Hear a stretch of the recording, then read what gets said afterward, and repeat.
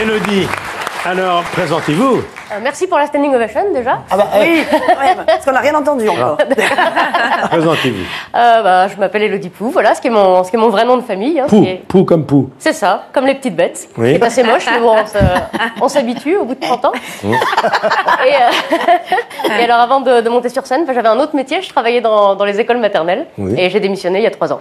Enfin, on m'a Quand on s'appelle démissionné. Pou, c'est dur dans une école Oui, maternelle. c'est assez rigolo.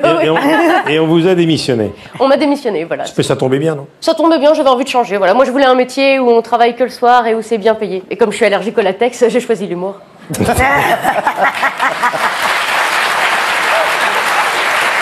Votre spectacle est basé sur 16 années maternelles, ça vous manque? Non.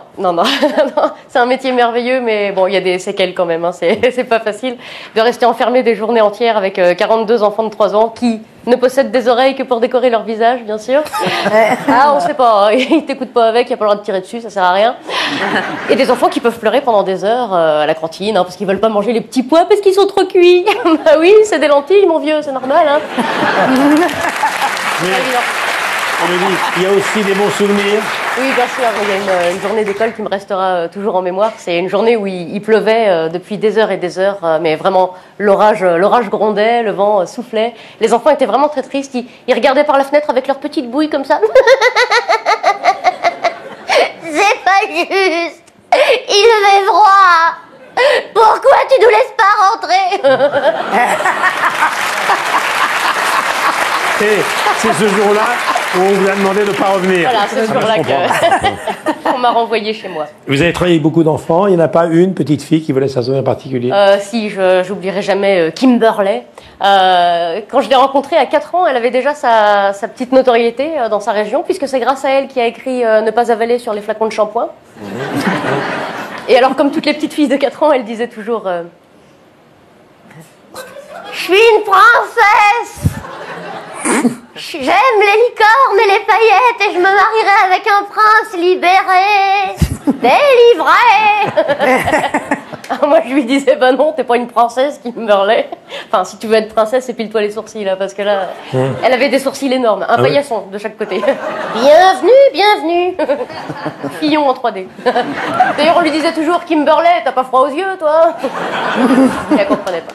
Vous dites dans votre spectacle que vous aimez observer les endroits publics et vous observez les parents. Oui, parce que les enfants sont une grande source d'inspiration, mais les parents aussi. Il y a des parents, quand tu colles ta tête à la leur, t'entends l'océan, bien sûr.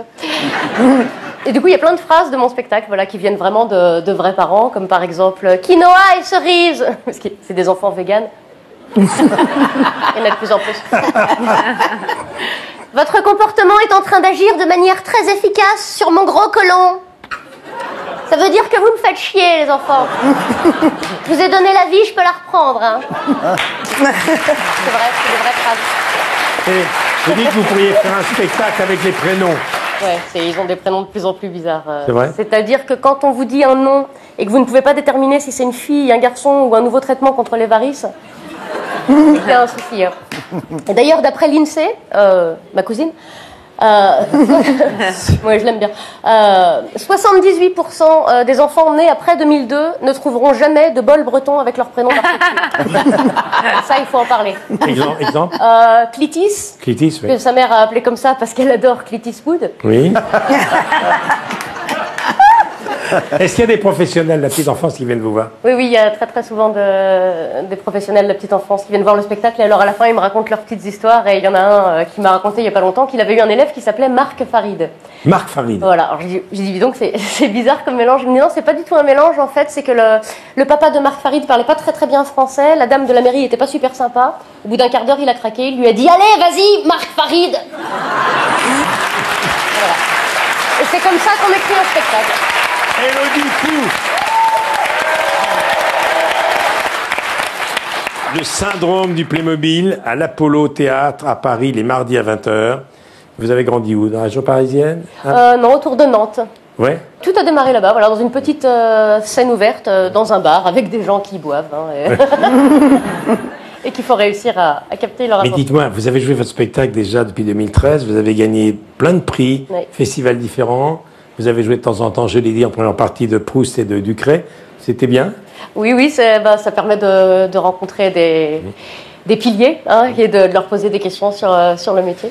Un mot de votre tenue de scène, ils en vendent des comme ça?